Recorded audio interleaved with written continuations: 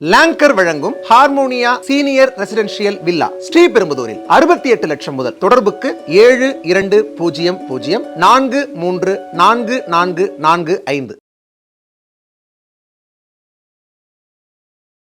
மனிதனாகவே பார்க்கக்கூடாத ஒரு அருவருக்கத்தக்க ஒரு மனிதன் அவன் செத்து போனா அவன் இவனுக்கு 27வது அப்பனம்மா. இவனுக்கு எத்தனை அப்பா அந்த ஆளுக்கு நீங்க சொல்ற ஆளுக்கு? அவன் ஒரு பிரிவினைவாதி. இங்க தமிழ் தேசியம், வெங்காய தேசியம், இங்கிலீஷ் தேசியம் பேசிட்டு இருக்கு. ஏற்கனவே கோயம்புத்தூர் ஏறத்தாழ பார்த்தீங்க அப்படின்னா ஒரு 2வது மும்பையா மாறி இருக்க வேண்டிய ஒரு சிட்டியை வந்து குண்டு வச்சு 30 வருஷத்துக்கு பின்னாடி இழுத்துட்டு போனான். அயோக்கிய பையன் சார் அவன் வந்து இவனுக்கு அப்பனாமா. இவனுக்கு மானங்கட்டது தமிழ்நாடா சுடுகாடா? ஒரு அயோக்கிய பையனை இந்த நாட்டுடைய முதலமைச்சர் கட்டி தழுவி வா அறிவு அப்படின்னு கட்டி பிடிக்கிறாரு. ஒரு குண்டு வச்சு 58 பேர் தாலி எடுத்தவனை வந்து என் அப்பனை ஒருத்தர் சொந்தம் கொண்டாடுறான். இது என்ன? இது மகாகவி பாரதியாரும் சுப்பிரமணிய சிவாவும் வாழ்ந்த இது தேசிய பூமியா இல்ல கர்மாந்தர சுடுகாட்டு தீவிரவாத பூமியா? சிறையில் இருந்துட்டு தண்டனை பெற்று தானே வெளியே வந்து இறந்துருக்காரு. சரி, அவர் இறந்த பிறகு ஒருத்தர் இந்த அளவுக்கு தாக்கணுமா அப்படின்னு நிறைய பேர் போய் கேள்வியாங்க. 58 பேர் செத்து போறாங்க குடும்பத்தெல்லாம். காங்கிரஸில் போய் பட்டியலின தாழ்த்தப்பட்ட மக்கள் போய் சேர்ந்தீங்கன்னா உங்க தற்கொலைக்கு சமம். அது காங்கிரஸ் கட்சி மேட்டு குடிமக்களுக்காக நம்மளெல்லாம் பிரித்து பார்த்து நம்மளை அடிமையாக்குற ஒரு கட்சி அப்படின்னு அம்பேத்கர் பேட்டி கொடுத்து அந்த பேப்பரோட இந்துஸ்தான் டைம்ஸ் எனக்கு நினைவு தேஜஸ்வி சூர்யா இன்னைக்கு வெளியிட்டு இருக்கிறார். இந்த ரவுடி ராகுல் இப்படி காமிச்சதுனால அப்படி ரவுடித்தனமா என்ன பண்ணிட்டாரு? நேற்று 2 பேர் பிஜேபிக்கு இவங்களை மண்டையை உடைக்கலையா? ஜார்ஜ் சோரஸோட கைகூலி ரவுடி ராகுல்.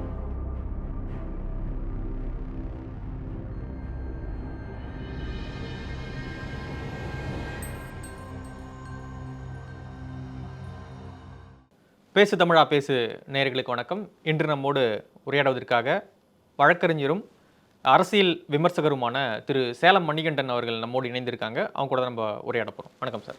வணக்கம் தம்பி. நேற்று அண்ணாமலை அவர்களை கோவையில் கைது பண்ணியிருக்காங்க. பாட்ஷா, அதாவது 98 கோவை மாணிக் பேஷாவா? இல்லை சார், அவர் அதான் சொல்ல வரேன். பாட்ஷா அப்படின்றவர் 98 குண்டுவெடிப்பில் குற்றவாளியாக தண்டனை பெற்று சிறையில் இருந்தவர். அவர் வந்து உடல்நலக்குறைவு காரணமாக மரணம் அடைந்தார். அவருடைய இறுதி ஊர்வலத்துக்கு காவல்துறை அனுமதி கொடுத்தாங்க, கொஞ்சம் சப்போர்ட்டாக இருந்தாங்க அப்படின்னு சொல்லிட்டு அண்ணாமலை அவர்கள் நேற்று போராட்டம் பண்ணி கருப்பு தினம் அப்படின்னு சொல்லிட்டு ஊர்வலம் போய் கைதாகியிருக்காங்க. பாட்ஷா என்னுடைய அப்பா அப்படின்னு சீமான் அவர்கள் சொல்கிறாரு. பெருமதிப்புக்குரியவர் பாட்ஷா அவர்கள் அப்படின்னு சொல்லிட்டு திருமாவளவன் அவர்கள் சொல்கிறாங்க. இந்த பதிவெல்லாம் எப்படி பார்க்குறீங்க?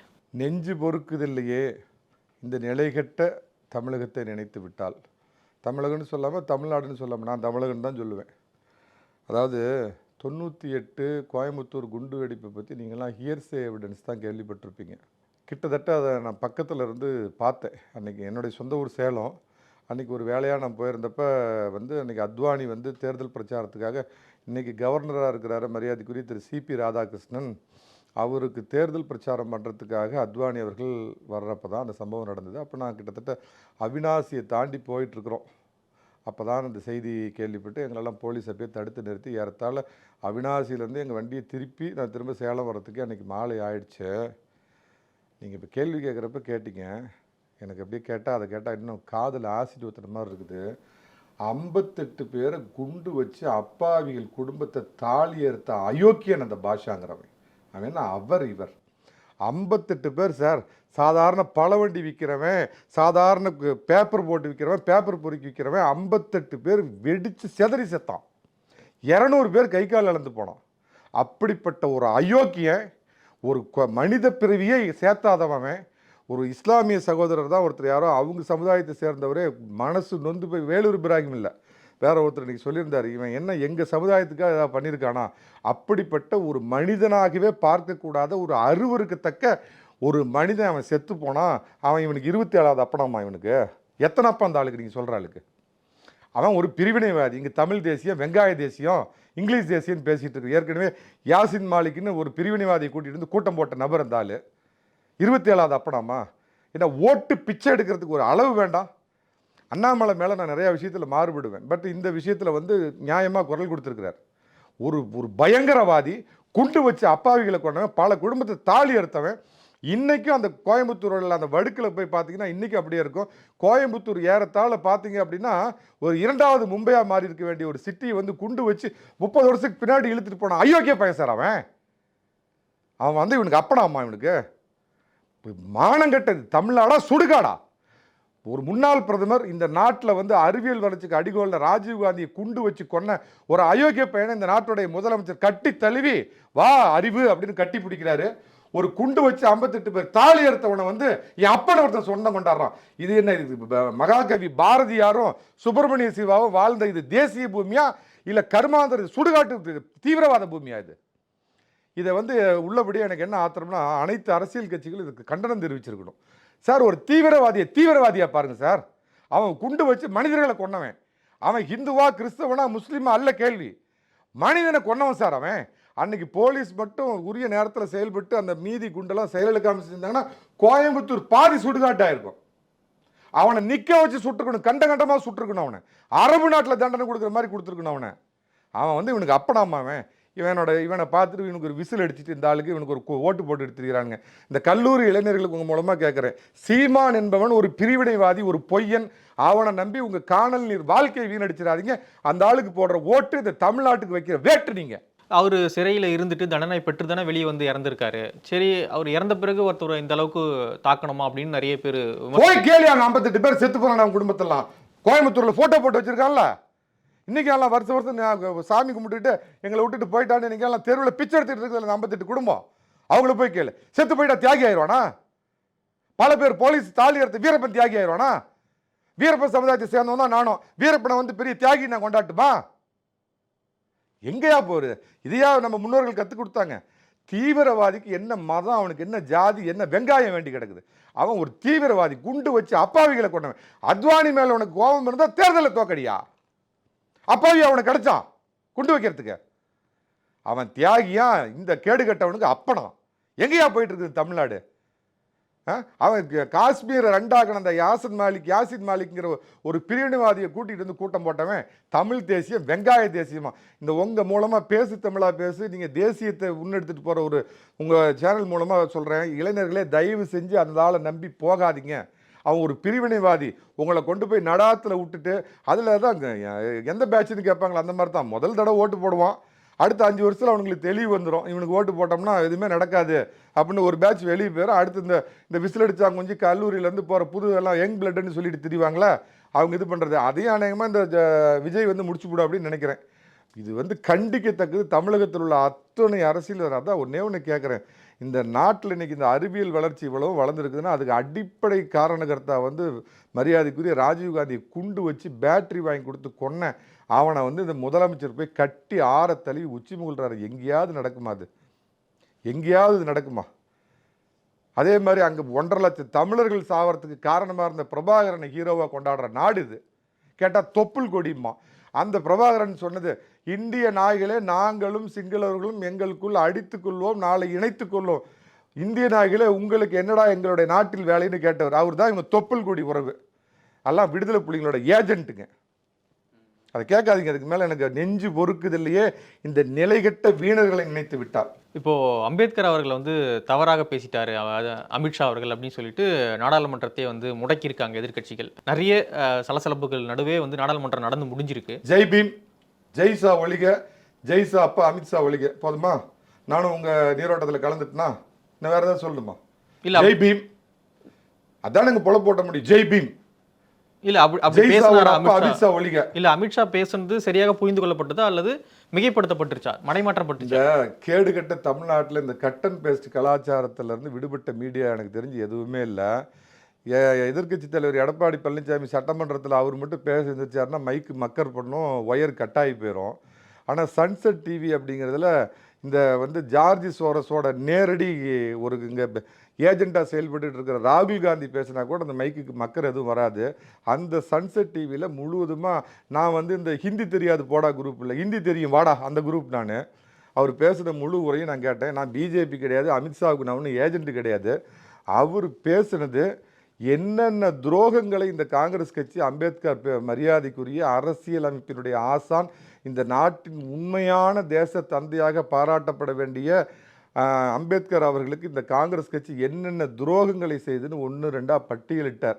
நீங்கள் ஹிந்தி தெரியாது போடா குரூப்பா, ஹிந்தி தெரியும் வாடா குரூப்பா எனக்கு தெரியாது. அவர் பேசுனதை நான் புரிஞ்சுக்கிட்டதை நான் சொல்கிறேன். முதல்ல இந்த கான்ஸ்டியூஷன் அசம்பிளிக்கு மெம்பருங்களை போடுறதுக்கு 297 பேரை தேர்ந்தெடுத்ததில் அம்பேத்கர் புறக்கணிக்கப்பட்டார். அப்போ இருந்த மகாத்மா காந்தி அவர்கள் என்ன பண்ணார்னா, அம்பேத்கர் இதில் கட்டாயமாக சேர்த்து ஆகும், இல்லைன்னா நான் உண்ணாவிரதம் உட்காருவேன்னு அவருடைய கடுமையான வலியுறுத்தலுக்கு அப்புறம் அப்போ கூட காங்கிரஸ் கட்சியை சாராத வேற ஒரு இண்டிபெண்ட் நபர் வெஸ்ட் பெங்காலிலிருந்து தேர்ந்தெடுக்கப்பட்டவர், ஒரு தாழ்த்தப்பட்ட பட்டியலினத்தை சேர்ந்தவர், அவர் ரிசைன் பண்ணிட்டு தான் அந்த இடத்துல தான் அம்பேத்கர் வர்றார். காங்கிரஸ் செய்த முதல் அப்பட்டமான துரோகம் ஒன்று தெரிஞ்சுக்கங்க. நேதாஜி என்ற ஒரு மாபெரும் இந்த சுதந்திரத்துக்காக நமக்கு உண்மையாலுமே போராடின வீரன் எப்படி இந்த காந்தியடிகளுக்காக மறைக்கப்பட்டாரோ, நேரு மாமா பண்டிட் மாமாவுக்காக மறைக்கப்பட்டாரோ, அதற்கு இணையாக உண்மையான தேச தந்தையாக போற்றப்பட வேண்டிய அம்பேத்கரும் இந்த நேரு மாமாவுக்காக அரசியல் பக்கத்திலிருந்து வரலாற்று பக்கத்திலிருந்து மறைக்கப்பட்டவர்கள். அவங்க செஞ்ச முதல் அயோக்கியத்தனத்தை நான் சொன்னேன்னா, ரெண்டாவது பார்த்தீங்கன்னா அந்த இடைக்கால மந்திரி சபை நேரு தலைமையில் அமைஞ்சப்ப 1.5 ஆண்டு காலம் அம்பேத்கர் அந்த மந்திரி சபையில் சேர்த்துக்கொள்ளவே படலை. மாறா இந்த மாமா நேருக்கு வந்து பிஏ வேலை, எடுபடி வேலை பார்த்துட்டு தான் வீட்டில் இருந்தவனெல்லாம் மந்திரியாக்குனார் நேரு.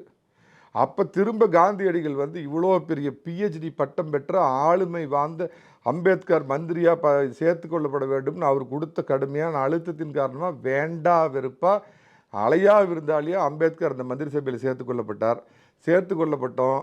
பன்னீர்செல்வம் எப்படி அதிமுகவில் டம்மியாக இருந்தாரோ அந்த மாதிரி வெறும் டம்மியாக வச்சுருந்தாங்க அவரை.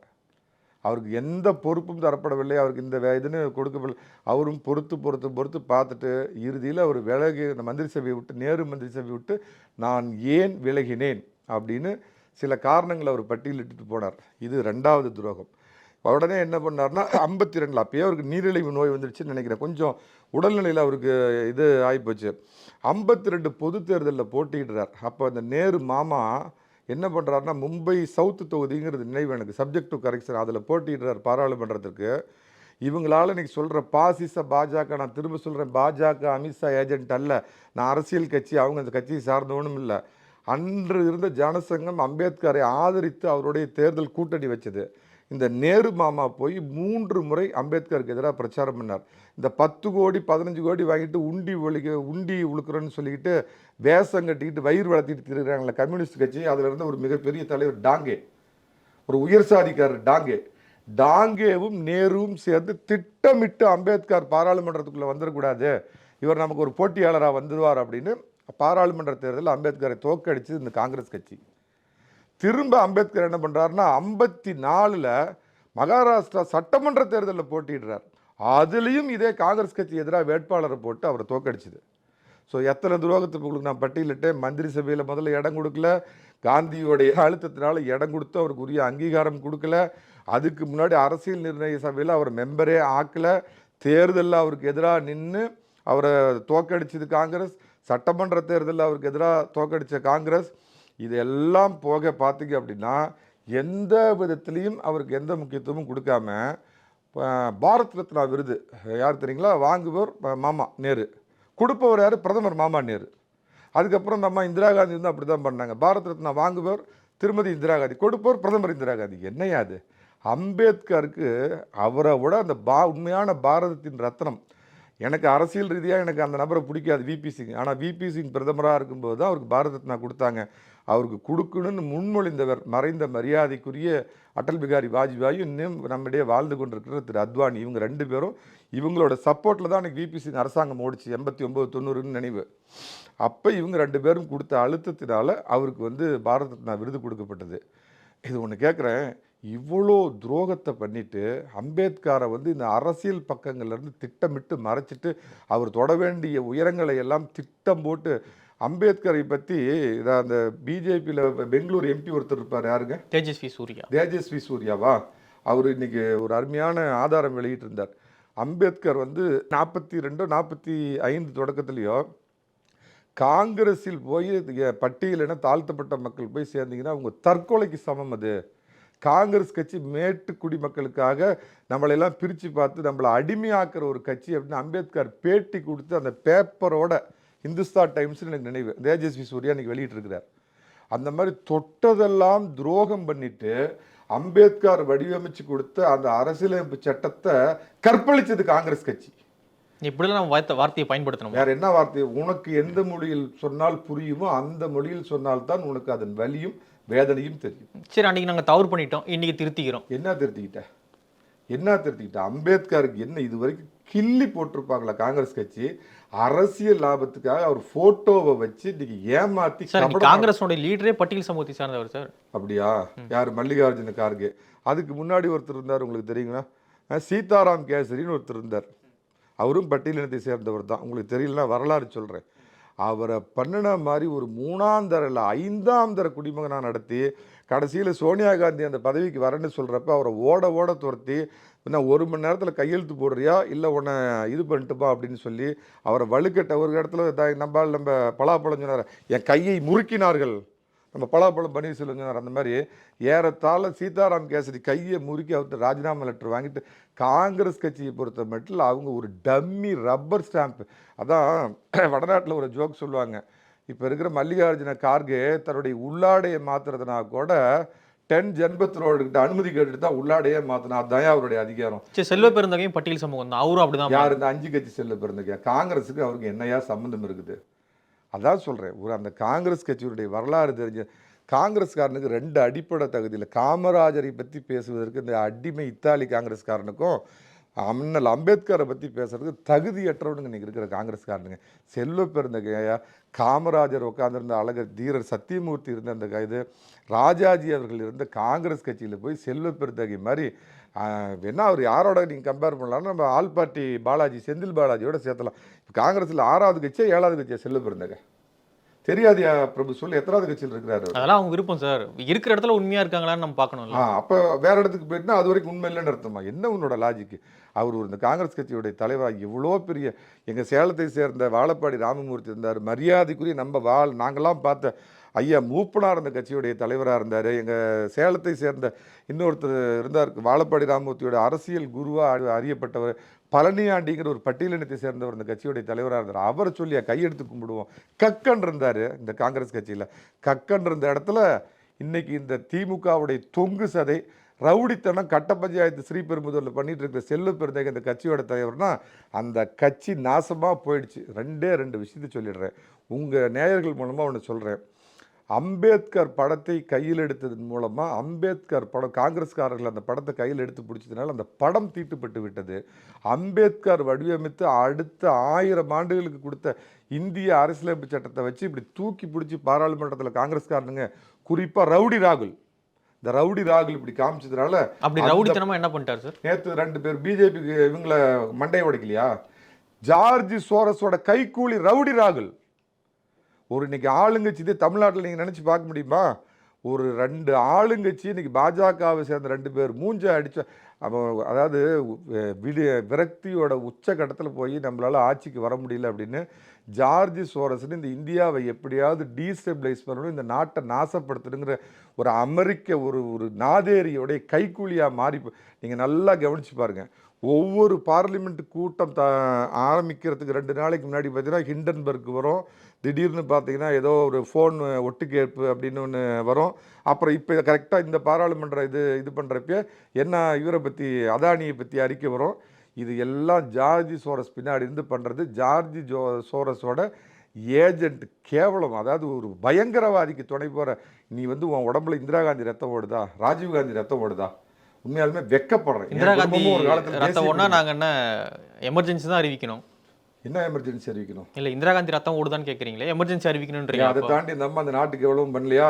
பங்களாதேஷுங்கிற நாட்டை இன்னைக்கு தனியாக பிரித்து கொடுத்தப்ப அன்றைக்கி எதிர்கட்சி தலைவராக இருந்த வாஜ்பாய் அகிலத்தை காத்த நாயகியை அங்காள பரமேஸ்வரியன் வாஜ்பாய் எந்திரிச்சு இந்திரா காந்தி போற்றி போகலையா? இந்திரா காந்தி வங்கிகளை தேசிய உடைமையாக்கலையா? எவ்வளவோ நல்லது பண்ணியிருக்காங்க. இருண்ட பக்கங்கள் ஜனநாயகத்தை உச்சபட்ச வார்த்தை அம்பேத்கர் எழுதி கொடுத்த அரசியல் சாசனத்தை காலில் போட்டு மிதித்து குப்பை தொட்டியில் தூக்கி எறிஞ்சு அதை கற்பழிப்பு அப்படிங்கிற அளவுக்கு கேவலப்படுத்துகிற இந்திரா காந்தி. அதே சமயத்தில் இந்த நாட்டிற்காக அவங்க பண்ண பங்களிப்பை நம்ம இது பண்ணினோம்னா, இந்திரா காந்தி ஒரு பிரிவினைவாதி அல்ல. இந்திரா காந்தி என்னைக்காவது இது மாநிலங்களின் கூட்டமைப்பு தான் இந்தியான்னு என்னைக்காவது சொல்லியிருக்காங்களா? ஆனால் இந்த கேடுகட்ட அந்த ரவுடி ராகுல் என்ன சொல்கிறாரு, பல மாநிலங்களின் கூட்டமைப்பு தான் இந்தியா. அவங்க போய் கான்ஸ்டியூஷனை படியா, கையில் வெறும் வெள்ளை பேப்பர் புத்தகத்தை செவப்பட்ட போட்டுட்டு கான்ஸ்டியூஷன் வச்சுட்டு ஏமாத்து, அது போய் இருந்தால் அவங்களுக்கு படி போதில்ல. சரி, என்னைக்கா இருந்தாலும் நாட்டினுடைய பிரதமர் யாரு? பிரதமர் ராகுல். அவங்க வீட்டுக்கு கூட அவன் பிரதமர் ஆக முடியாது, கல்யாணம் ஆகல. ஏன் சார் 20 வருஷத்துக்கு நீ வந்து தாடி வளர்த்துக்கிட்டு நீ எங்கேயாவது போய் இங்கே கிறிஸ்தவ இதுக்கு போனீங்கன்னா நான் கிறிஸ்தவன், இங்கே போனால் நான் இந்த பிராமணன் அப்படின்னு பூணில் காட்டுறேன். அந்த மாதிரி எங்கேயாவது நீ இமயமலை பக்கம் இமாச்சல் பிரதேஷ் பக்கம் தான் 10 கோடி ரூபா 15 கோடி ரூபா போட்டு கட்டி வச்சிருக்கிற வீடு சொகுசு இல்லை, அங்கே போய் நான் உட்காந்துக்கலாம். நீ ஏதாவது முதல்வர்னு சொன்னா கூட நான் ஏற்றுக்கு முதல்வர் ஆகுவார் ராகுல் காந்தி, நான் ஒத்துக்கிறேன். ஒரு காலேஜ் ஆரம்பிச்சிங்கன்னா கல்லூரி முதல்வர் ஆகலாம் சார். ஆனால் பிரதமருக்கு ஒரு வார்த்தை எங்கேயுமே கல்லூரியில் இல்லை சார். அதனால் முதல்வர் உறுதியாக ஆகலாம். இருக்கிற காசு கொள்ளையடிச்சு காசு எல்லாத்தையும் சேர்த்து ஒரு காலேஜ் கட்டி அதுக்கு முதல்வர் ஆகலாம். நீ பிரதமர் கனவு வாய்ப்பில்லை ராஜா. நம்ம தமிழ் தேசிய அதிபர் பிரிவினைவாதி பாஷையில் சொல்ல வாய்ப்பில்லை ராஜா, புக புக புகா, அதுதான் என் பதில். அதனால் இந்த காங்கிரஸ்காரர்கள் கைப்பட்டதுனால அம்பேத்கரின் படம் தீட்டுப்பட்டு விட்டது. அம்பேத்கர் வடிவமைத்து கொடுத்த அரசியலமைப்பு சட்டம் தீட்டுப்பட்டு விட்டது. 3 மதத்தை சேர்ந்த இஸ்லாமிய, ஹிந்து, கிறிஸ்துவ பெரியவர்களை வச்சு ஞானஸ்தானம், புனித நீர் இதை வச்சு அடித்து அந்த வந்து தீட்டுப்பட்ட அதை நல்லதாக பண்ணித்தான் அப்போ தான் அம்பேத்கர் மேலே பட்ட தீட்டு போகும். அந்த மாதிரி கொடுங்கோல பாவக்காரர்கள் காங்கிரஸ்காரன் போய் கொஞ்சம் கூட, அதான் சொல்கிறேன், கசாப்பு கடையில் டெய்லி 10 ஆடு வெட்டுறவன் போய் நம்ம வடலூர் சன்மார்க்க சங்கத்தில் ராமலிங்க வல்லார் இதில் போய் மெம்பர் ஆகிற மாதிரி அம்பேத்கர் என்ற ஒரு மாமேதையை நீ வந்து பழித்து இழித்து அவரை கீழ்த்தரமாக நடத்தி அவருக்கு கிடைக்க வேண்டிய புகழை கிடைக்க விடாமல் அவ்வளவும் பண்ணிவிட்டு இன்றைக்கி செத்து போனதுக்கப்புறம் வரலாறு தயவு செஞ்சு உங்கள் மூலமாக சொல்கிறேன். மரியாதைக்குரிய இன்றைக்கும் 94 வயசில் நம்மளையே நடமாடிட்டு இருக்கிற டாக்டர் ஹெச்வி ஹண்டே புரட்சித் தலைவர் அமைச்சரவையில் இருந்தார். தேசிய சிந்தனையுடைய ஒரு கால கட்சியில் காமராஜரோடலாம் இருந்தார். அவர் ஒரு புத்தகம் எழுதியிருக்கார் சமீபத்தில். ரங்கராஜ் பாண்டே கூட அந்த இது உங்கள் ராஜவேல் நாகராஜன் கூட போயிருந்தார்னு நினைக்கிறேன். அதில் இந்த என்ன திருமதி இந்திரா காந்தி என்ன மாதிரியான அட்டூழியங்களை பண்ணார், காங்கிரஸ் கட்சி அம்பேத்கருக்கு என்ன மாதிரி அவமானங்களை பண்ணிச்சு அப்படின்னு டாக்டர் ஹெச்வி ஹண்டே அந்த புத்தகத்தில் எழுதியிருக்கிறாரு. தயவு செஞ்சு இதை படிங்க. இந்த காங்கிரஸ்காரங்களோட முகம் தெரிய வரும். நான் அப்படியே திருப்பி கேட்குறேன், நான் திருப்பி சொல்லிடுறேன். ஏன்னா ஒரு விஷயத்தை வந்து அதுக்கு என்ன இன்னொரு பக்கம் அப்படிங்கிறது நம்ம சொல்லித்தான் ஆகணும், மறுக்க முடியாது. அம்பேத்கர் தன்னுடைய வாழ்நாளையே பிற்படுத்தப்பட்ட பட்டியலின தாழ்த்தப்பட்ட மக்களுக்கு அர்ப்பணிச்சுக்கிட்டவர் அப்படின்னு சொல்லி இங்கே ஓட்டு வாங்கிட்டு வயிற்று பிழப்பு நடத்திட்டு இருக்கிறாங்கல்ல தெருமாக்கள், அவங்கள பார்த்து நான் ஒரு கேள்வி கேட்குறேன். அவர் சொன்னது என்ன, தாழ்த்தப்பட்டவர்களுக்கு இப்போ என்ன அனைவருக்கும் நீதி, கடைசி மனிதனுக்கும் ஜனநாயகம் பண்ண கதையெல்லாம் விட்டாரில் எழுதி கொடுத்தலாம். பிஜேபி நீ வந்து வடநாட்டு பிராமணன் கட்சின்னு சொல்கிறல்ல, 2002 வாஜ்பாய் அவர்கள் பிரதமராக இருந்தப்பே பங்காரு லட்சுமணன் ஒரு தாழ்த்தப்பட்டவர் இந்த கட்சியுடைய தலைவராக இருந்தது. இதை கொண்டு வந்தது பாரதிய ஜனதா கட்சி. அதே மாதிரி பார்த்தீங்க அப்படின்னு சொன்னால் கடந்த 2024 பாராளுமன்ற தேர்தல் தான் இந்திய வரலாற்றிலேயே அதிக பட்டியலின மக்களும் மலைவாழ் மக்களும் உறுப்பினர்களாக இருந்தது. அதிக சீட்டு போட்டிடுறதுக்கு வாய்ப்பு கொடுத்த கட்சி பாரதிய ஜனதா கட்சி. ராம்நாத் கோவிந்த் அப்படிங்கிற ஒரு பட்டியலினத்தை சேர்ந்தவரை ஜனாதிபதி ஆக்கினது இந்த கட்சி. இனியும் அதுக்கு முந்தின வாய்ப்பு கிடைக்கிறப்ப நாம் எல்லாம் போற்றி கொண்டாடப்படக்கூடிய அப்துல் கலாம் அப்படிங்கிற ஒரு இஸ்லாமியரை கொண்டு வந்து இந்த இடத்துல உட்கார வச்சது பாரதிய ஜனதா கட்சி. இப்போ பார்த்தீங்கன்னா இந்த அம்மாவை வந்து திரௌபதி முர்மு அப்படிங்கிற ஒரு மலைசாதி அந்த வகுப்பை சேர்ந்தவங்கள இன்றைக்கி வந்து ஜனாதிபதியாக்கி அழகு பார்த்துருக்குற அந்த கட்சி. இது எல்லாத்துக்கும் மேலே ஒன்று சொல்கிறேன், தமிழகத்தில் பாஜகவுடைய முதல் தலைவராக இருந்தவர் ஒரு கிறிஸ்தவர் வி.கே. ஜான் அப்படின்னு. அவர் தான் அங்கே தலைவராக இருந்தார். டாக்டர் கிருபாநிதிங்கிற புகழ்பெற்ற மருத்துவர் இந்த கட்சியுடைய பிஜேபியுடைய மாநில தலைவராக இருந்தார். பட்டியலினத்திற்கு பாஜக இவ்வளோ செஞ்சுருக்குது. இவங்க உண்மையாலுமே அம்பேத்கரியம் அப்படிங்கிற கொள்கையை தூக்கி பிடிக்கிறவங்க இவங்களா, அம்பேத்கர் ஃபோட்டோவை போட்டுக்கிட்டு அம்பேத்கரியம்னு பேசி அந்த அம்பேத்கரியத்தை கற்பழித்து அதற்கு எதிராக நடந்துக்கிட்டு இந்த அம்பேத்கரை தூக்கி பிடிக்கிறதெல்லாம் யார்? திருமாவளவன், திமுகவில் இது வரைக்கும் ஒரு பட்டியலினத்தை சேர்ந்தவர் குறைஞ்சபட்சம் அந்த கட்சியில் ஒரு துணை முதல்வர் ஆக முடியுமா? இல்லை அந்த கட்சியில் ஒரு ஸ்டாலினுக்கு ஒரு அடுத்த நிலைமை, நம்ம அண்ணன் ராசா இருக்கிறார 2C ராசா, அந்த இடத்துக்கு யாராவது வர முடியுமா? இல்லை அந்த 2ஆம் நிலைத்த இடத்துக்கு அவரை ராசாவால் போக முடியுமா? பேசுகிறதெல்லாம் நான் அம்பேத்கர், உடனே இங்கே கொடி பிடிக்கிறாங்க, அம்பேத்கரை அவமதித்து விட்டார் அமித்ஷா அப்படின்னு கொடி பிடிக்கிறீங்க. உன் கட்சியில் நீ யாராவது ஒரு பட்டியலினத்தை சேர்ந்தவர், உன் மாவட்ட செயலர் யாராவது பட்டியலினத்தை சேர்ந்தவங்க இருக்கிறாங்களா? எல்லாமே வேஷம். அரசியலுக்கு தான் பண்ணுறான்னு வச்சுக்க பிஜேபிக்காரன். அவன் இத்தனை வாய்ப்பு கொடுத்துருக்கான்ல, இத்தனை பட்டியலினத்து மக்களை மேலே வந்து தூக்கி விட்டுருக்கான்ல, நீ என்ன பண்ணியிருக்க? அதே மாதிரி இதை முக்கியமாக ஒன்று சொல்ல மறந்துட்டேன். அப்புறம் ஒன்று இப்போ பேசுவான், ஹிந்து மதம் வேண்டாம் என்று தான் அம்பேத்கர் அந்த மதத்தை விட்டு வெளியே போனார். ஆமாம், ஹிந்து மதத்தில் அந்த நேரு மாமா, அதேமாரி அன்றைக்கி கம்யூனிஸ்ட் கட்சி தலைவர் டாங்கே இவங்கெல்லாம் கொடுத்த டார்ச்சர், தனிப்பட்ட மனிதர்கள் கொடுத்த டார்ச்சர் அவர் என்ன பண்ணிட்டார்? பொதுமைப்படுத்திட்டார். ஹிந்து மதத்தில் உள்ள இப்படி கொடுமை நடக்குதுன்னு ஒரு விதத்தில் அன்றைக்கி இருந்தது, அதுவும் உண்மை. ஆனால் போகிறப்ப அவரை இஸ்லாம் மதத்தை தழுவ சொல்லி அவரை நிறைய பேர் கேட்டுட்டாங்க. கிறிஸ்தவ மதத்தை தழுவ சொல்லப்போ கேட்டப்போ அவர் கைப்பட எழுதின குறிப்பு, ஹிந்து மதத்தின் மேல் எனக்கு 1000 விமர்சனங்கள் இருக்கின்றன. ஆனால் அந்நிய கலாச்சாரத்தை சேர்ந்த ஒரு மதத்தை நான் ஒருபோதும் தழுவ மாட்டேன். இந்திய கலாச்சாரத்தை பிரதிபலிக்கின்ற இன்னொரு மதமான பௌத்த மதத்தை நான் தழுவுகிறேன். அவன் தாயா தேசபக்தன், தலை வணங்குறேன். ஒரு மிகச்சிறந்த தேசபக்தராக இருந்தவர். ஆனால் இவங்க பேசுகிறதெல்லாம் பிரிவினைவாதம். அடைந்தால் திராவிட நாடு, இல்லையால் சுடுகாடு. யார்? திமுக. இந்த திருமாவளவன் வந்து நாங்கள் இன்னும் இந்தியாவில் தான் இருக்க வேண்டுமா? அப்புறம் தான் இப்போல்லாம் பல்லு போன ஒரு டைகர் இருக்குது, பழைய டைகர். திமுகவிலே கிட்டத்தட்ட போய் உட்காந்துக்குச்சு வைகோ. எல்லாம் பேசுகிறதெல்லாம் பிரிவினைவாதம். அம்பேத்கர் தன்னுடைய கடைசி 1956 மறைகின்ற வரை மிகச்சிறந்த தேசபக்தனாக இருந்தார். பிஜேபி அவர் சம்மந்தப்பட்ட 5 இடங்கள் ஏதோ பஞ்சஸ்தலம் ஏதோ சொல்லுவாங்க. 5 இடத்த அது ஜிம்மிக்கு வேலை கூட வச்சுக்க அரசியலுக்காக பண்ணுறான். நீ பண்ணியிருக்கிறியா? இது பாரத் ரத்னா பட்டம் கொடுத்தது விபி சிங். அதுக்கு அதை முன்னெடுத்துட்டு போனது அத்வானியும் வாஜ்பாயும். அந்த 5 இடம் அம்பேத்கர் மும்பையில் இருந்த இடம், டெல்லியில் வாழ்ந்த இடம், அவர் அந்த பௌத்த மதத்தை இது பண்ண இடம், அவர் மறைந்த இடம், அதே மாதிரி லண்டனில் அவர் படித்த இடத்த விலை போட்டு இந்திய அரசாங்கம் அன்றைக்கி வாங்கி அவரோட நினைவு இது பண்ணி இவ்வளோ இதுவும் பண்ணியிருக்கிற பிஜேபியை சேர்ந்த மத்திய உள்துறை அமைச்சர் அமித்ஷா அவரை அவமதிச்சிட்டாரு. ஆனால் அம்பேத்கரை நாங்கள்லாம் தூக்கி வச்சு கொண்டாடுறோன்னு இந்த இழிப்பொழப்பு தேவையா உங்களுக்கு? நான் காந்தியை ஃபாலோ பண்ணுறேன்னா பழக்கருப்பி ஐயா அடிக்கடி சொல்லுவேன், நான் காந்தியவாதினா நீ காந்தியத்தை ஃபாலோ பண்ணணும். நான் அம்பேத்கரியம் பேசுகிறேன்னா அம்பேத்கர் சொன்ன கொள்கை 370 அம்பேத்கர் சொன்னது நீ ஏற்கிறியா? பசுவதை பற்றி அம்பேத்கர் சொன்னதை நீ ஏற்றுக்கிறியா? நான் ஏன் பௌத்த மதத்தை தழுவுனேன் அப்படிங்கிறதுக்கு நீ அம்பேத்கர் சொன்னதை ஏற்றுக்கிறியா? அம்பேத்கர் அதே மாதிரி கொண்டு வந்த எதையுமே ஏற்றுக்காமல் அதுக்கு நேர் அரசியல் ஸ்டாண்டு எடுத்துகிட்டு, ஆனால் அவர் ஃபோட்டோவை போட்டு வயிறு வளர்த்துறதுக்கு வைகோ கருணாநிதி பார்த்து ஒரு பதில் சொன்னார். அதை நான் அந்த இடத்துல சொல்ல மாட்டேன். தேசிய அரசியல்லாம் பேசியாச்சு. தமிழ்நாட்டில் அதிமுகவுடைய பொதுக்குழு கூட்டம் நடந்து முடிஞ்சிருக்கு. அதிமுகவுடைய எதிர்காலம் சிலர் வந்து பிரகாசமாக இருக்குன்றாங்க, சிலர் வந்து முடிஞ்சிடுச்சு விரக்தியில் பேசிகிட்டு இருக்காரு எடப்பாடின்றாங்க. 220 லட்சியம் 200 நிச்சயம் ஸ்டாலினுடைய முழக்கம். அவர் சொல்றது 200 அடைவோம்.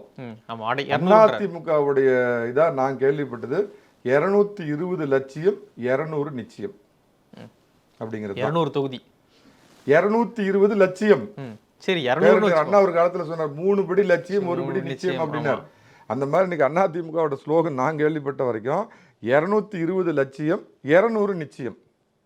ஏன் அப்படின்னு கேட்குறீங்க? கூட்டணிலாம் எப்படி சார்? நான் சொல்ல வரேங்க. அதாவது நான் அடிக்கடி உங்கள் இதில் தான் சொல்லுவேன், 7.5 இல்லாத 4.5 ஆண்டு நல்லாட்சி கொடுத்த எடப்பாடி பழனிசாமி வேண்டுமா, திராவிட மாடல் என்ற பேரிலே திராவக மாடல் ஆட்சி கொடுத்த ஸ்டாலின் வேண்டுமா? இதுதான் 2026 தேர்தலில் மக்கள் முன்னாடி நிற்க போகிற ஒரே ஒற்றை கேள்வி இதுதான். இங்கே மோடி ஃபேக்டர்லாம் கிடையாது. மோடி ஃபேக்டருங்கிறது பாராளுமன்றத்தோட முடிஞ்சு சட்டமன்றத்துக்கு வேற அரசு. சட்டம் ஆப்பிள் வேறு ஆரஞ்சு வேறு. அடிக்கடி நம்ம அரசியல் விமர்சகர் சொல்லுவார் அந்த மாதிரி. இது வந்து இப்போ ஆப்பிள் முடிஞ்சு போச்சு, இப்போ இது ஆரஞ்சு. கண்டிப்பாக. ஆமாம். முதல்ல இந்த ஆட்சியின் மீது 2011 இவங்க அப்பா முத்துவேல் கருணாநிதி ஆட்சியில் அடித்ததோட 2 மடங்கு சுனாமி அலை அடிக்குதுங்கிறது ஏசி ரூம் விட்டுட்டு வெளியே போகிற அத்தனை பத்திரிகைக்காரங்களுக்கும் தெரியும். இது ஒன்று. திமுக இது வரைக்கும் அவங்களுடைய வரலாற்று சரித்திரத்தில் எப்பொழுதுமே 2வது முறை ஆட்சியை தக்க வச்சுக்கிட்டதில்லை. இது 2. அதிமுக எப்பயும் தொடர்ந்து 2 முறை தோற்றது இல்லை. இது 3. அதே மாதிரி ஒரு சட்டமன்ற தேர்தலில் தொடர்ந்த ஒரு கூட்டணி அடுத்த சட்டமன்ற தேர்தலில் தொடர்ந்ததா சரித்திரம் இல்லை. திருப்பி நான் அண்டர்லைன் பண்ணி சொல்கிறேன் சார். நீ ஒன்றே கேட்கலாம், 19, 21, 24 ஜெயிச்சாங்களே. ஒரு சட்டமன்ற தேர்தலில் தொடர்ந்த ஒரு கூட்டணி இன்னொரு சட்டமன்ற தேர்தலில் தொடர்ந்ததில்லை. இவ்வளோ சாதகமான அம்சங்கள் திரு எடப்பாடி பழனிசாமி. இது எல்லாத்தையும் அறுவடை பண்ண எதிர்க்கட்சிகள் ஒற்றுமையாக இல்லை. வந்துடுறேன். இதில் என்ன விஷயம் அப்படின்னு கேட்டிங்கன்னா, இவ்வளவும் இருக்கிறப்ப, இவ்வளோ சாதகமான அம்சங்கள் இருக்கிறப்ப, இந்த வெற்றிக்கணி அப்படின்னு பறித்து அதை நீ போடணும்னா கூட்டணி என்ற ஒரு பாத்திரம் தேவை. இவ்வளோ சாதகமான அம்சங்கள் இருந்தாலும் கூட்டணிங்கிற ஒரு அந்த பாத்திரம் இருந்தால் தான், ஒரு வெசல் இருந்தால் தான் இந்த வெற்றிங்கிற பழத்தெல்லாம் பறித்து நீங்கள் அதுக்குள்ளே போட முடியும் அப்படிங்கிறது திரு எடப்பாடி பழனிசாமி மிக தெளிவாக அவர் புரிஞ்சு வச்சுட்ருக்காரு. அதோட வெளிப்பாடு தான் அவர் வந்து இப்போ இதில் பொதுக்குழுவில் சொன்னது. நிச்சயமாக நீங்கள் எதிர்பார்க்குற மக்கள் விரும்புகிற ஒரு நல்ல கூட்டணி அமையும் அப்படின்னு அவர் சொன்னது தான். இப்போ நான் அறிஞ்சவர், இது என்னுடைய முழுக்க நான் சொல்கிற அறிந்த தகவல். நான் தாவேகா தலைவர் விஜயோட அதிமுகவினர் சில பேச்சுவார்த்தைகளில் ஒரு ஆரம்பகட்ட பேச்சுவார்த்தை, ஏன்னா நான் திரும்ப சொல்லிடுறேன், டிசம்பர் 2025 தான் எந்த சிறுத்தை அங்கே இருக்குமா, சீறிக்கிட்டு வேறு பக்கம் போகுமா, 10 கோடி 15 கோடி இன்னும் அதிகமாக டிமாண்ட் பண்ணுமா, இல்லை எதிர்பக்கம் நிலை எடுக்குமாங்கிறதெல்லாம் டிசம்பர் 2025 தான் தெரியும். அதுக்கு முன்னாடி வரைக்கும் எதுவுமே அரசியலை பொறுத்தமட்டில் உண்டு என்றால் இல்லை என்ற அர்த்தம், இல்லை என்றால் உண்டு என்ற அர்த்தம். இது முதல்ல புரிஞ்சுக்குங்க. விஜயோட சில ஆரம்ப கட்ட பேச்சுவார்த்தைகள் அவங்க பண்ணியிருக்காங்க. விஜய் என்னுடைய கணிப்பில் நான் ஏற்கனவே உங்கள் இதில் சொன்ன மாதிரி தனித்து அவர் நிற்கிறதுக்கான வாய்ப்பு ரொம்ப குறைவு. அவர் தனித்து நின்னார்னா ஒரு 6 முதல் 10% ஓட்டு வாங்கலாம். ஆனால் அவரோட அதிகபட்ச இதுதான் இருக்கும். அப்போ இவரோட இது இவ்வளோ தானா அப்படிங்கிறது ஒன்று. விஜய் சில விஷயத்தில் ரொம்ப அப்சர்வ் பண்ணியிருக்கார். டேக் அவேன்னு சொல்லுவாங்க. தனியாக நின்று முதலமைச்சர் ஆகும்னு சொன்ன ராமதாஸுக்கிட்ட இருந்து சில டேக் அவே அவர் எடுத்திருக்கிறாரு. வைகோட்டிருந்து டேக் அவே எடுத்திருக்காரு. சமீபத்தில் மறைந்து போன விஜயகாந்துக்கிட்ட இருந்தும் அவர் சில டேக் அவேலாம் எடுத்திருக்கிறப்ப அவர் ஒவ்வொரு ஸ்டெப்பையும் ரொம்ப அளந்து நிதானமாக தான் வைப்பார். ஸோ தனித்து நிற்க மாட்டார். இப்பயும் சொல்கிறேன், அவர் எடப்பாடி பழனிசாமி தலைமையை ஏற்றுப்பார். நான் சொல்ல கேளுங்க. விஜய் என்ன நினைக்கிறாருன்னா, அவருடைய தலைமையில் ஒரு கூட்டணி. அவர் காங்கிரஸை பேசி எப்படியாவது நகர்த்தி உங்களுக்கு துணை முதலமைச்சர் தர்றேன் அப்படின்னு. அதே மாதிரி விடுதலை சிறுத்தைகளுக்கு உங்களுக்கு மினிஸ்டீரியல் பர்த்தில் 3 அல்லது 4 5வது இடத்த தர்றேன் அப்படின்னு. அதுதான் ஆதவர்ஜனா வச்சு இப்போ ஒரு கேம் இது பண்ணார். கொஞ்சம் ஃபவுல் கேம் ஆகிப்போச்சு. அதே மாதிரி கம்யூனிஸ்டுகளையும் தகரமெல்லாம் கொடுக்க வேண்டாம், நீ 10 கோடி 15 கோடி பிச்சையெல்லாம் கேட்க வேண்டாம், மந்திரியாயே நீ சம்பாரிச்சிக்கலாம், உன்னையும் மந்திரி சபையில் சேர்த்துக்கிறேன் அப்படின்னு இப்படி ஒரு வலையை வீசுகிறார். இதுதான் பிளான் ஏ ஃபார் விஜய். இப்படி ஒரு பிளான் பண்ணுறார். அவர் முதலமைச்சர், காங்கிரஸ் துணை முதலமைச்சர், விடுதலை சிறுத்தைகளுக்கு 3 4வது 5வது இடத்துல மந்திரி சபையில் இடம், கம்யூனிஸ்டுகளுக்கும் அந்த மந்திரி சபையில் இடம். இப்படி ஒரு கூட்டணி அமைந்தால் நம்ம தமிழகத்தின் முதலமைச்சர் அப்படின்னு ஒரு பிளான் ஏ வச்சுட்டு இருக்கார். அது சக்ஸஸ் ஆச்சுன்னா அவர் அந்த வழியில் தான் போவார். அது ஒருவேளை அவர் எதிர்பார்த்தபடி சக்ஸஸ் ஆகலை அப்படின்னு பார்த்தீங்கன்னா அப்போ அவர் பிளான் பி ஒன்று வச்சுருக்கார். அதுபடி அவர் அதிமுகவோட கூட்டணிக்கு வருவதற்கு வாய்ப்புகள் அதிகம். யார் தலைமை? அதில் சந்தேகமே இல்லை. உற்சவர் மூலவர் இருக்க பக்தன் என்னைக்காவது மூலவர் ஆக முடியுமா? அரசியலில் miles to go mister Vijay. இன்னைக்கு தான் நீங்கள் புதுசாக காலடி எடுத்து வச்சுருக்கீங்க.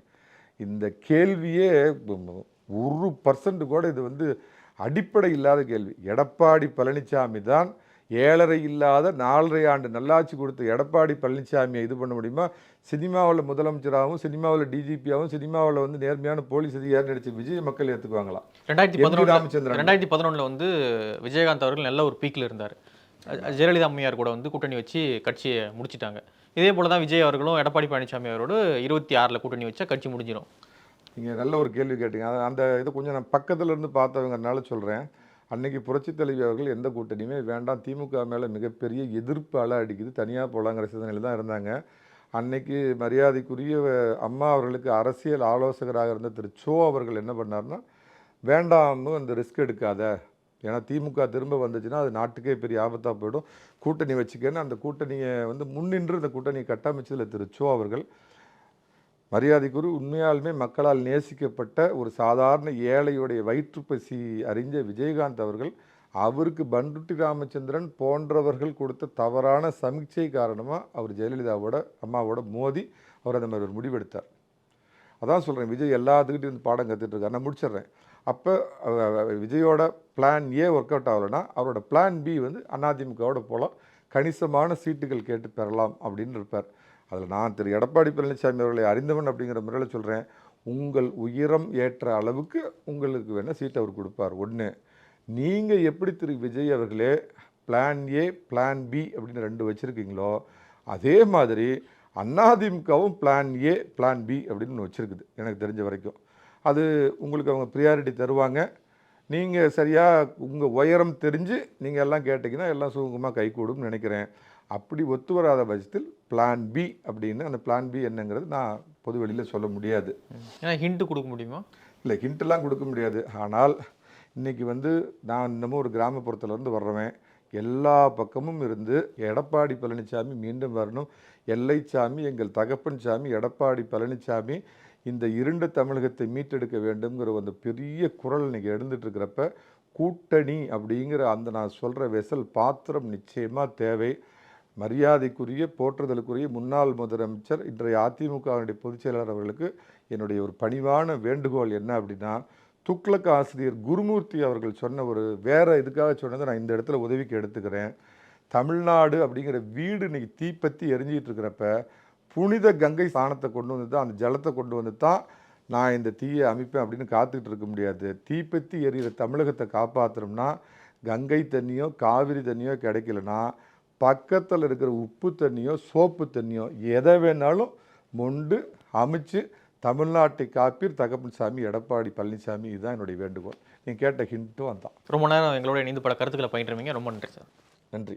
பேசு தமிழா பேசுவினுடைய மக்கள் ஃபவுண்டேஷன் மூலமாக நம்ம ஒரு மிகப்பெரிய ஒரு பசு சரணாலயம் அமைப்பதற்கான முயற்சியில் ஈடுபட்டிருக்கோம். இந்த பசுக்கள் சரணாலயத்திற்கு என்னுடைய கான்ட்ரிபியூஷனாக நான் ஏதாவது கொடுக்கணுங்கிற எண்ண ஓட்டத்தின் அடிப்படையில் கிட்டத்தட்ட 10 ஆண்டுகளுக்கு மேலே நான் கலெக்ட் பண்ண கலை பொருட்கள் அனைத்தையும் விற்று அதன் மூலமாக திரட்டப்படக்கூடிய தொகை என்னவோ அதை இந்த மக்கள் ஃபவுண்டேஷனுக்கு, இந்த பசு சரணாலயம் திட்டத்திற்கு என்னுடைய கான்ட்ரிபியூஷனாக கொடுக்க போகிறேன். இந்த பொருட்கள் அனைத்துமே நம்முடைய பேசு தமிழா பேசு அலுவலகத்தில் விற்பனைக்கு இருக்குது. கீழே இருக்கக்கூடிய இந்த கான்டாக்ட் நம்பருக்கு நீங்கள் கால் பண்ணி இது பற்றின மேலதிக விவரங்களை நீங்கள் தெரிஞ்சுக்கலாம். அது மட்டும் இல்லாமல் மக்கள் ஃபவுண்டேஷனுடைய அக்கௌண்ட் நம்பரை இந்த வீடியோடைய டிஸ்கிரிப்ஷனில் கொடுத்துருக்கோம். நீங்கள் நேரடியாக அந்த அக்கௌண்ட் நம்பர் மூலமாகவும் உங்களுடைய கான்ட்ரிபியூஷன்ஸை கொடுக்கலாம். பேசு தமிழா பேசு ஒரு சேனல் கிடையாது, அது ஒரு இயக்கம்னு நான் உறுதியாக நம்புகிறேன். உங்களுடைய குரலை தான் நாங்கள் ஒவ்வொரு வீடியோலையும் பேசுகிறோம், உங்களுடைய மனசாட்சியை தான் நாங்கள் பிரதிபலிக்கிறோங்கிற ஒரு எண்ணம் எங்களுக்கு இருக்குது. அதே எண்ணம் உங்களுக்கு இருந்ததுன்னா தொடர்ந்து பேசு தமிழா பேசுவனுடைய முயற்சிகளுக்கு நீங்கள் கொடுக்கக்கூடிய ஆதரவை இந்த பசுக்கள் சரணாலயம் திட்டத்திற்கும் கொடுக்கணும்னு சொல்லி ரொம்ப தாழ்மையோடு கேட்டுக்கிறேன். உங்களுடைய அன்பாலையும் ஆதரவாலையும் தான் பேசு தமிழா பேசி இயங்கிட்டு இருக்கு. அதற்கு என்றென்றைக்கும் நன்றி. இறைவன் ஒளி வடிவானவன் அப்படின்றத நான் அடிக்கடி சொல்லியிருக்கேன். அந்த தத்துவத்தை நிறைவேற்றக்கூடிய அமைப்பு தான் இது. அதாவது நீங்க ஒரு வித்தியாசமான ஒரு மகாலட்சுமி வரைக்கும் பார்த்ததே இந்த மாதிரி. நம்ம முன்னோர்கள் தான் குலதெய்வமாக வணங்குகின்றோம் அப்படின்றதினுடைய வெளிப்பாடு. இந்த மாதிரி ஆன்மீகம் மற்றும் ஜோதிடம் சார்ந்த இன்னும் பல வீடியோக்கள் பார்க்கணுமா? மறக்காம திருவருள் டிவிக்கு சப்ஸ்கிரைப் பண்ணுங்க. திருவருள் டிவியுடைய சேனல் லிங்க் இந்த வீடியோடைய டிஸ்கிரிப்ஷன்ல இருக்கு.